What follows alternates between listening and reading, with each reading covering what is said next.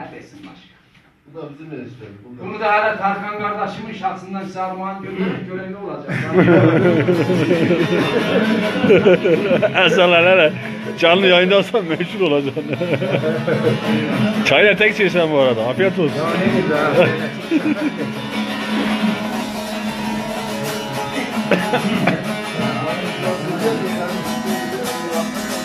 Gel bela o gam güngününe babala Düşkün halim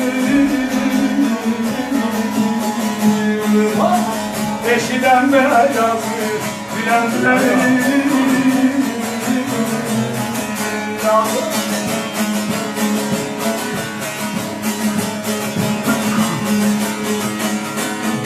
Ağlasan ağlardım ağlar Ben sendeyim Ağladın zilemi Gülerlerim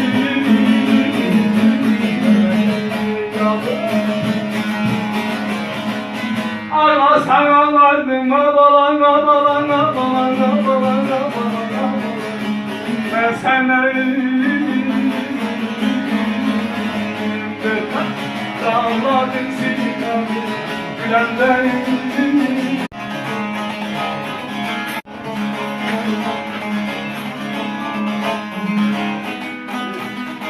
Gittir bilemem bilirim senin abalan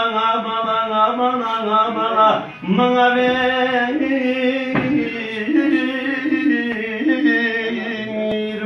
vermezler Hele beni girsen ay günü kara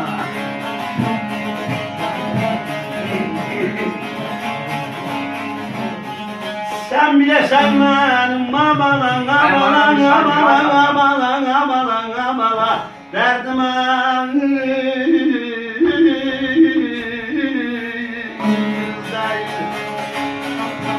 birden ayırsan sen günü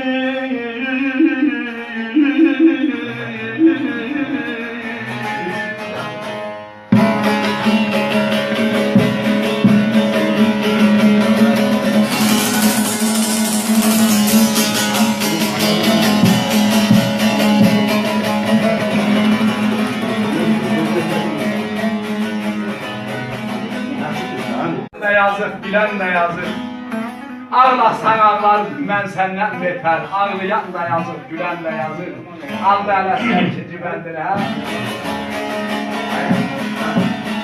Tamam.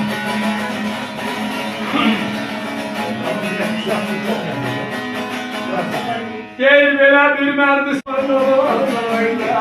Sırdaş olayım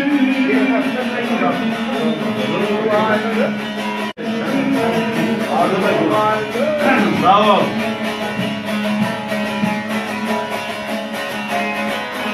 Kuruyaydın abalan Berzeni kumine gelen beyim